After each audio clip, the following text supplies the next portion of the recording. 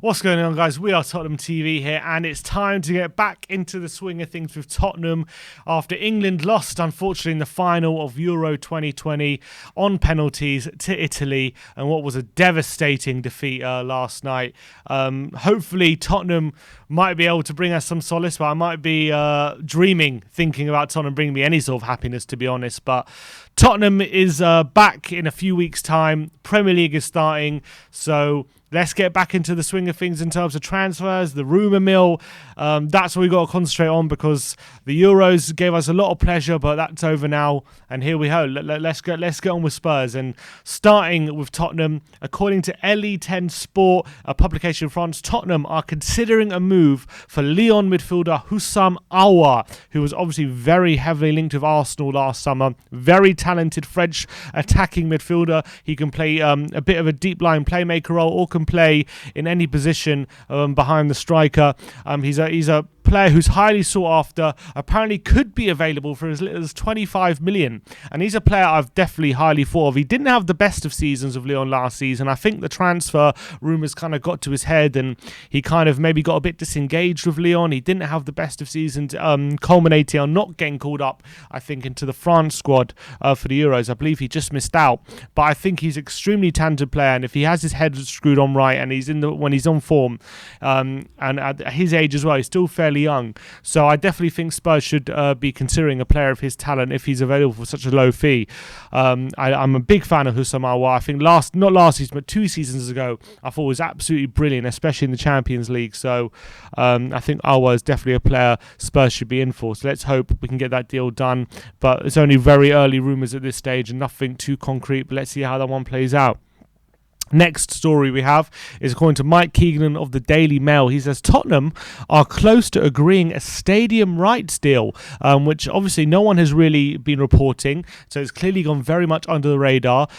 Clearly, it's one that Spurs are keeping on the down low. Mike Keegan reporting Spurs are close to it, but who do we reckon it is? I want to know who people in the comments reckon is going to be the stadium rights deal. What is the stadium going to be called next season? Maybe we're not going to be going to the Tottenham Hotspur Stadium next season. We're going to be going to the Nike Stadium or the Amazon Arena. Who knows? Who knows what we could? Let me know in the comment section below. Who is this mystery stadium rights deal that we're close to? Because it hasn't really been talked about much. There hasn't been many rumours about it. I haven't heard anything about who it is.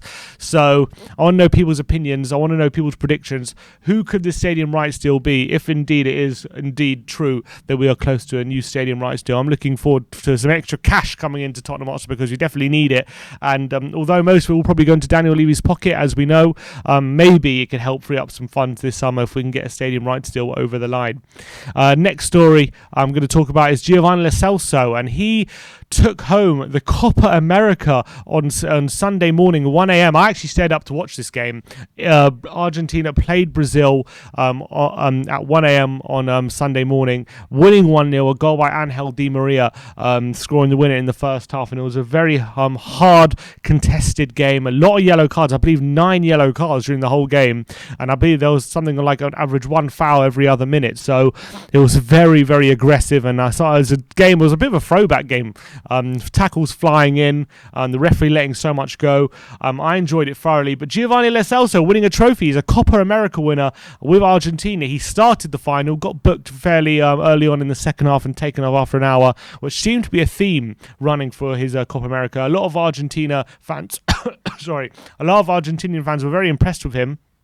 But unfortunately, he couldn't really last longer than an hour usually throughout the game, which has definitely been a theme for Tottenham. So he definitely has to improve on that. But congratulations to Giovanni Lo Celso. I'm very happy for him. I'm happy someone at Tottenham has a trophy, and that's a massive, massive part of Argentinian history, considering Messi as well went so long without winning an international tournament with Argentina. He's finally got over the line. Giovanni Lo Celso was there to help him out, so congratulations to Gio. And I thought he played decent in the final, despite not making too much of a stamp on the game, but I thought he played a pretty good game, so I want to wish my congratulations to him. And although Harry Kane might have missed out on a trophy yesterday, Giovanni Lo Celso did come up trumps in the Copa America. Next up, we'll talk about a report from Alex Crook of TalkSport, and he says Tottenham have expressed an interest in Southampton's Yannick Vestergaard, but Southampton are currently not keen to do business with Spurs after the Pierre-Emile Højbjerg transfer last summer. And that was obviously a protracted transfer because Spurs knew that Højbjerg had 1 year left on his deal. He was willing to run it down to move to Tottenham. So Spurs were very much knew they held all the cards. So they tried every trick in the book to try and get the price down. They ended up selling him for $3 million plus Kyle Walker-Peters for Pierre-Emile Højbjerg. Basically, that we made them pay $12 million for Walker-Peters and we paid $15 million for Højbjerg. So essentially $3 million plus Walker-Peters. So that was a deal. So I can understand Southampton's reservations about dealing with Tottenham again, and that's one of the worries I think a lot of time Tottenham fans have with Daniel Levy and with the way he deals with things, because he alienate, and like when you do a deal, yes, you want to get the best deal possible for yourself 100%, and I don't begrudge Levy for that, but sometimes when you do a deal you have to meet in the middle, and yes, he got the better of the Southampton chairman last summer, but sometimes the consequences of dealing the way Daniel Levy deals is people don't want to deal with you again, and people don't want to negotiate with you, and are less likely to come to the table the next time there is a player of interest. So I think that that is a consequence of Levy's style, and he'll rub people up the wrong way. He'll give good results, he can come up with good results, but on the flip side, it means you're less likely in the future to be able to have a pro quo with maybe other managers. So other hierarchies. So that could be something that he's got to think about, and how many people he's alienated and pissed off in the past. I guess we'll see what happens in the future with that, but that is what Alex Crook of TalkSport is reporting. Obviously, I think Vestergaard's a good defender. Do I think he's the answer for Tottenham? I'm not 100% sure, but I do think he's a solid centre-back who could help reshape our back line and reinforce it as well. So I wouldn't be too disappointed if he's one of the centre-backs brought in, but if we're not bringing a high quality centre-back alongside with him, maybe a Koundé or something of that ilk, then I wouldn't say it's the best signing.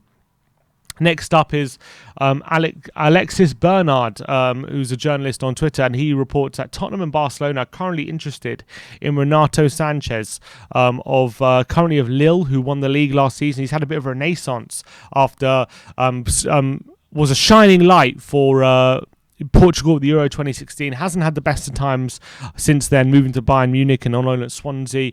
Hasn't really worked out for him, but he had a brilliant season at Lille last season, so I think he really is coming to the fore again, and I think Renato Sanchez is one that I think Spurs would do well to get. I don't think he's necessarily a priority right now, and I think he's a young central midfielder who's got a lot of potential, and he's definitely seemed to be fulfilling potential, especially after the Euros he had, but we'll have to wait and see whether this interest is serious or whether it's just paper talk, because he's probably going to cost a lot of money, and although he's got a lot of years left in him, I think he's not necessarily a midfielder that Spurs desperately need right now, in terms of who we need in that central midfield, considering we have players like Ndombele, players like Celso already there. So do we really need to be looking at Renato Sanchez? I'm not so sure. We probably need to be looking more at defence. Which brings us on to the Sky Sports Deutschland, Sky Sports in Germany, who are reporting that Tottenham are very keen on Wolfsburg centre-back Maxence Lacroix, which we spoke about a few days ago. Apparently, Fabio Paratici views the defender as his dream signing, and considering he's 21 years of age, he's probably going to be cheaper than someone like Jules Koundé. I think Lacroix is definitely one who would be an absolute steal if we were to get him through the door. I think he's got a massive future ahead of him. Big lad, young defender, young promising talented defender, had an amazing season at Wolfsburg.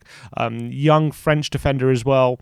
And I think Lacroix is one that would be an absolute brilliant signing looking to the future. And I think he's got a massive future ahead of him, which makes me think why Tottenham won't sign him, because it makes too much sense in a way.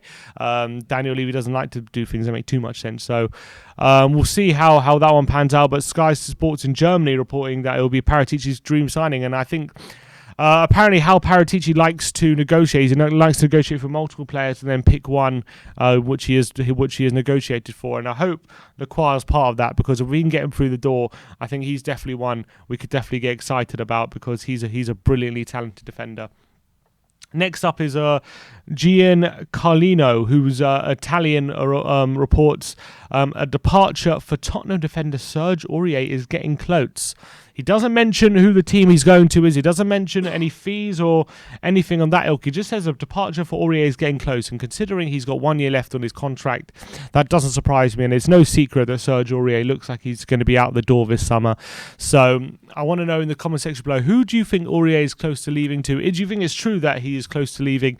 I think that it's about time we part ways with Aurier, but just because we know how good he is. He's not going to improve.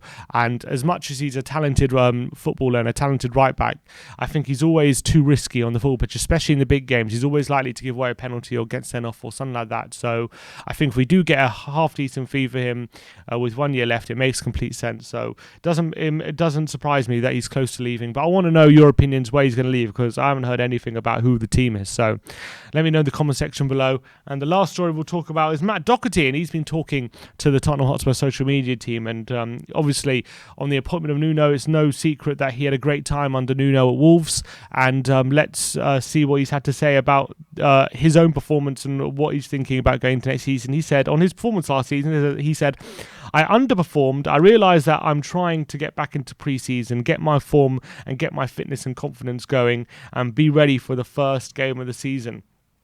So I think that is, I'm happy that he's acknowledged that last season he didn't have the best of times and he kind of struggled quite badly. I think it was there for everyone to see. And it's interesting to hear the difference between him and someone like Dyer on their form. Dyer was very defiant in his way of speaking to the media, saying his form isn't bad and he doesn't have a confidence issue and he's playing fine and it's just everyone around him. But Doherty's acknowledging that, and maybe pre-season under his old manager, who he had a great time with, maybe once he gets him through the door and knows how he plays and knows how to get the best out of Matt Doherty, that could be the way forward for him and for Tottenham next season at right back, because after spending 50 million and giving a 4-year contract, I don't see Tottenham chucking the towel on Matt Doherty just yet. So I think we're stuck with him for the time being. So it's going to be interesting to see how that one goes and how that all plays out. But I think it's important that Doherty acknowledges that, which he did, and that's the first step on trying to improve his own performance. So hopefully Nuno next season knows how to deal with Doherty, and I'm hopeful that maybe we might be able to see the real Matt Doherty next season on Nuno. But that is your Tottenham update. We spoke about a variety of topics, and Hussam Aouar, new stadium rights, Giovanni Celso winning the Copa America, Southampton not wanting to deal with Daniel Levy, Renato Sanchez, Maxence Lacroix potentially joining, Aurier potentially leaving, and Doherty acknowledging his poor form last season. But let me know in the comment section below what you think of all those topics. Thank you for joining. Like, subscribe and comment, and as always, come on you Spurs.